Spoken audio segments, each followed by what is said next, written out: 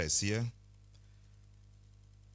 Distinguished invited guests, development partners, members of the press, ladies and gentlemen, it is with a great sense of fulfillment and joy to be invited here to deliver the keynote address at the launch of the Ghana Work Abroad program. This program serves as an important milestone in Ghana's development cooperation towards remedying the issue of youth unemployment. If you recall, during our campaign for the elections that has brought us victory to the imagination of everybody, that it was an unprecedented victory. We made promises to the young person in Ghana here. We told him the unemployment ranging on and the pain the youth is going through will be addressed. As a result, this initiative reaffirms our unwavering commitment to empowering Ghana's youth by expanding access to global opportunities. In fostering a structured and sustainable framework for labor migration, government will be addressing the issue of youth unemployment and also positioning our young person as key driver of our national development and global competitiveness. Let me take this opportunity to extend my deepest gratitude to all stakeholders whose tireless efforts have turned this vision into reality. And let me thank His Excellency, President of the Republic of Ghana, John Dramani Mahama, for giving his full support of this program. And this morning when I met him, he blessed the program and said, go ahead and do it. It is part of our vision, and the rest of it I'll follow suit with. Distinguished guests, today therefore marks the beginning of a transformative journey that will empower our citizens, strengthen international partnerships, and strategically position Ghana as a key player in the global labor migration space. The Ghana Work Abroad program is a bold step towards establishing safer legal pathways for employment abroad, which will safeguard the rights and welfare of the Ghanaian migrant worker and also reinforce our national commitment to ethical and responsible labor mobility. I have said that in this regime, in my period as a minister, we will not tolerate any situation where Ghanaian workers will go abroad and working and be punished for going there to work.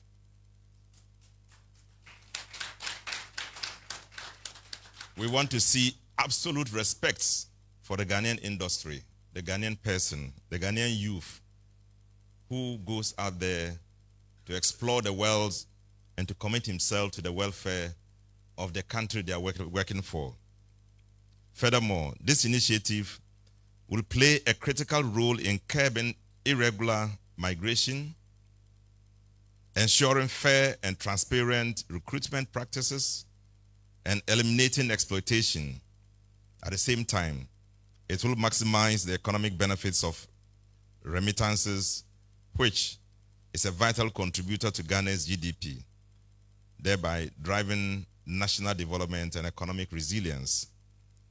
Distinguished invited guests, in line with this vision, the ministry is actively engaged in transformative initiatives such as the Fair 3 project, which is designed to empower migrant workers, protect their rights, and enhance their access to vital information throughout the recruitment process. These efforts underscore our dedication to ensuring that labor migration serves as a vehicle for sustainable economic growth and national development. Ladies and gentlemen, the theme for today's launch, Opportunities Beyond Borders, perfectly encapsulates the essence of this initiative as our nation continues to produce a growing number of graduates each year. The demand for sustainable employment opportunities increases. The government recognizes this challenge and remains steadfast in its commitment to job creation. To ensure efficiency and transparency, the program includes an open registration process via a dedicated online portal which will be widely publicized.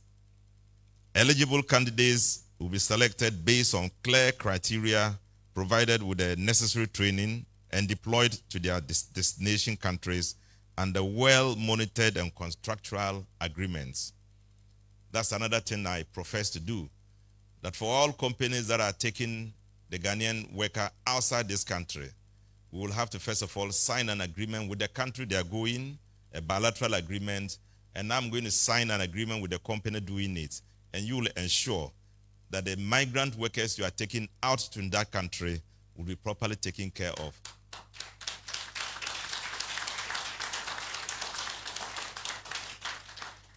Furthermore,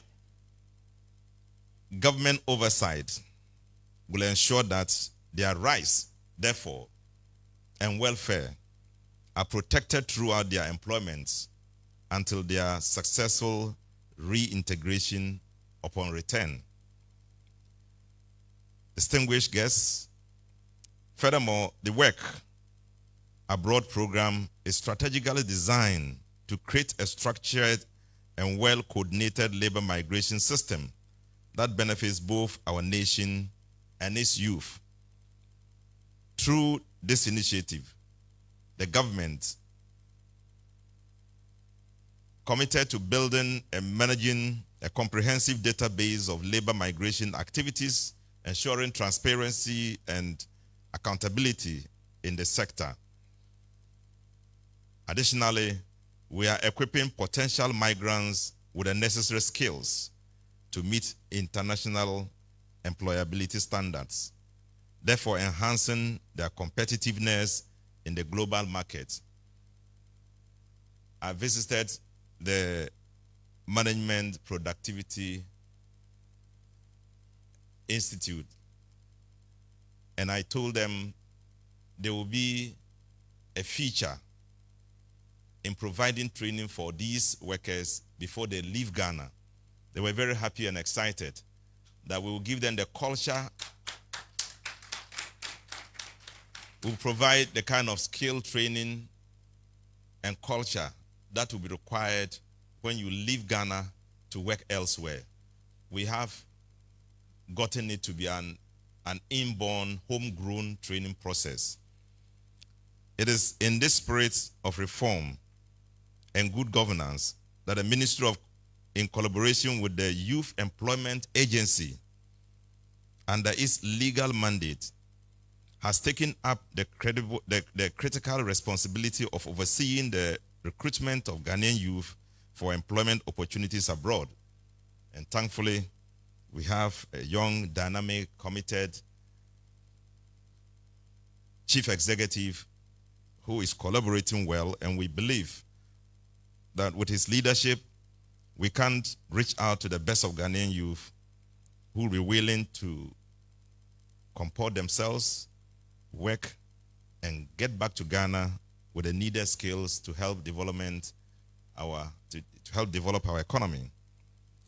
This ensures that our labor migration system is well structured, is well coordinated, and transparent to align with our national development agenda and international best practices, safeguarding the safety, security, and welfare of all Ghanaian migrant workers.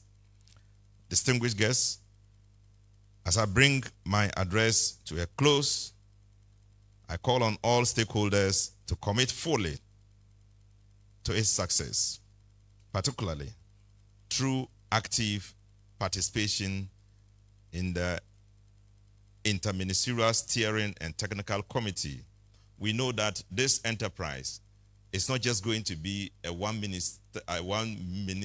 ministerial endeavor.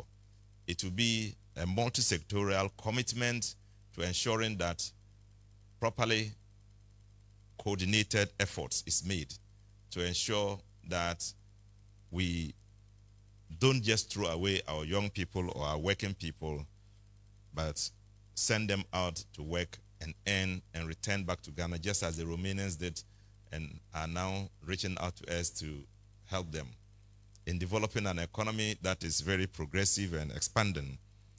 These committees will play a crucial role in ensuring effective coordination, policy alignment, and the smooth implementation of this initiative.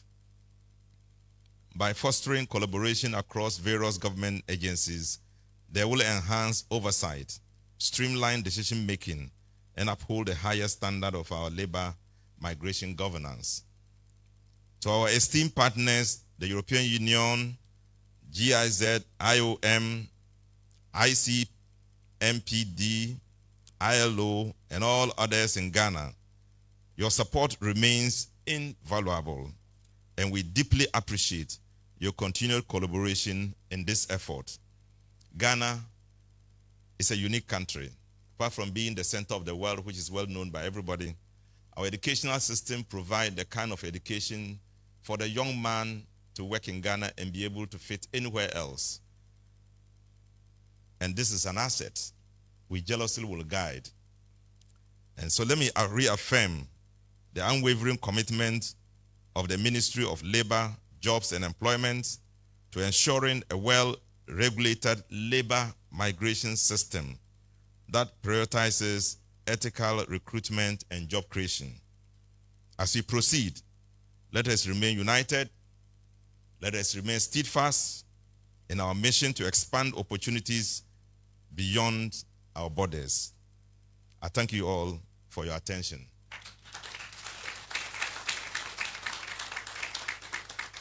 And let me also recognize our other MP for Jomoro, who has also come to participate. And of course, my lawyer, who was the president of the Ghana Bar Association. Thank you.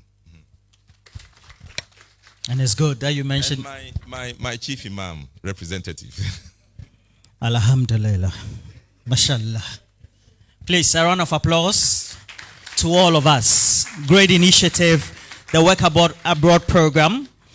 And we have a story to tell. It is going to be the genesis of this great initiative right here on this ground.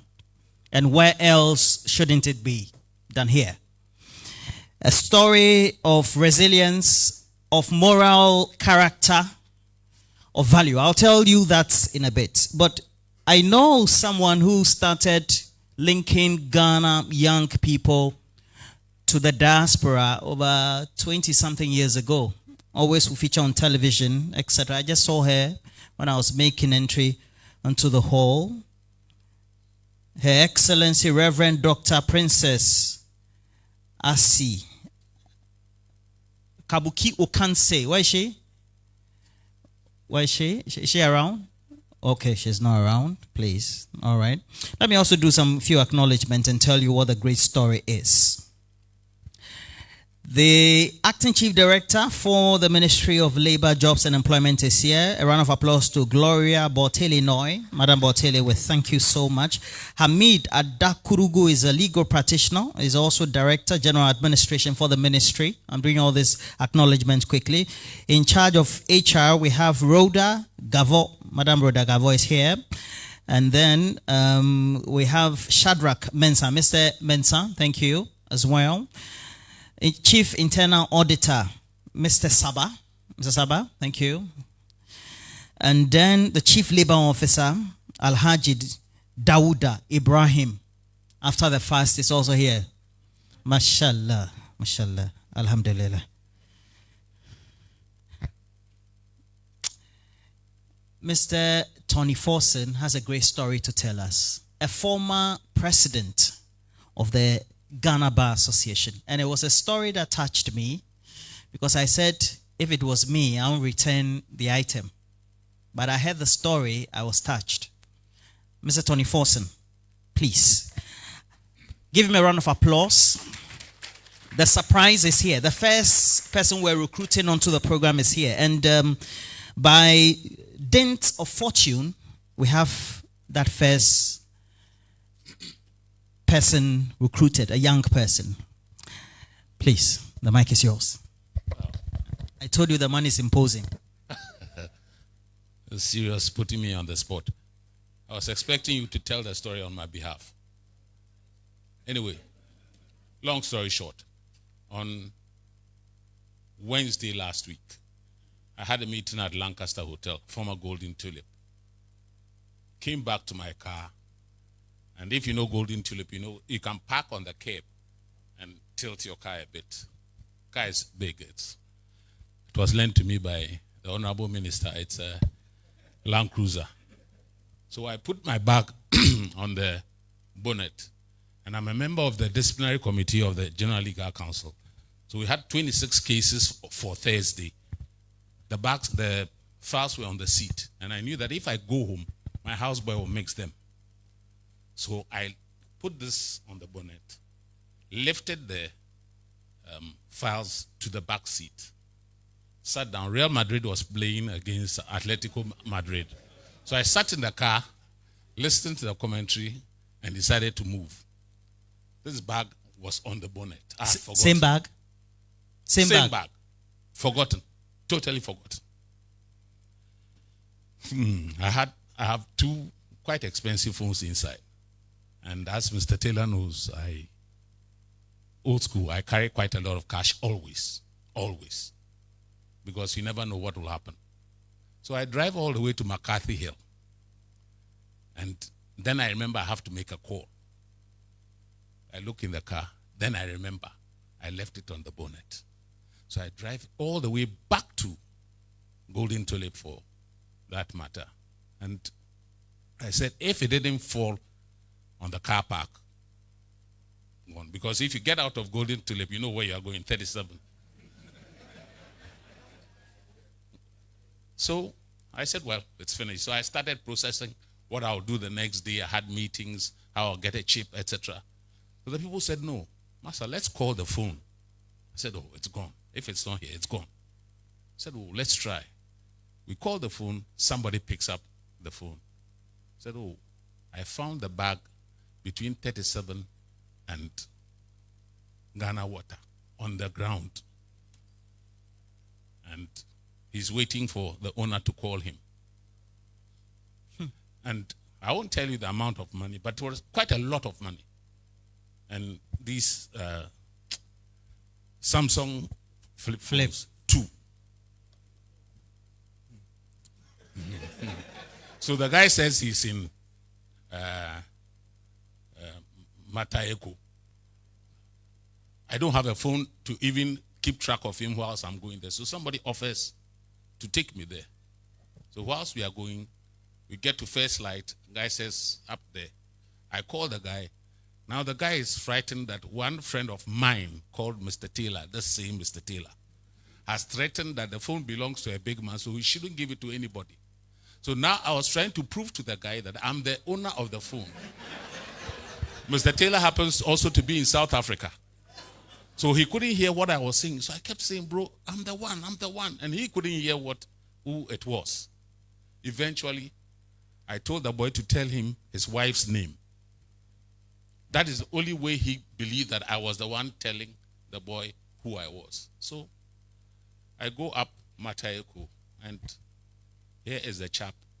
He gives me my bag with all the contents. Every single CD, every single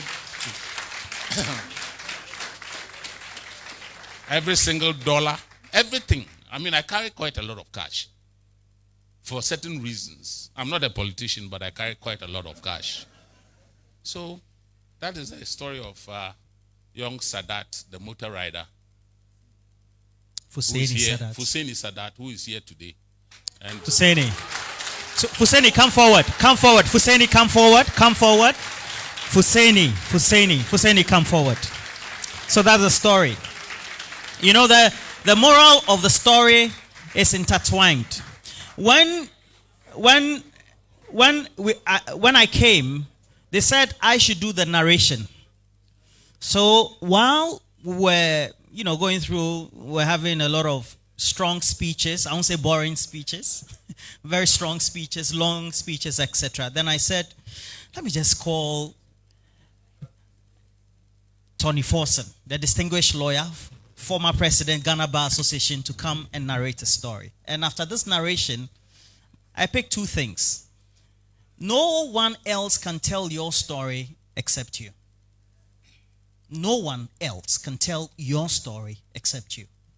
But more so, in telling the story, you also get to equip, bless, and then also anoint many people in our travails. And Sadat here is one of those blessed people. Please give me a round of applause. I told Chairman Taylor that in front of the lucky, distinguished former GBA president,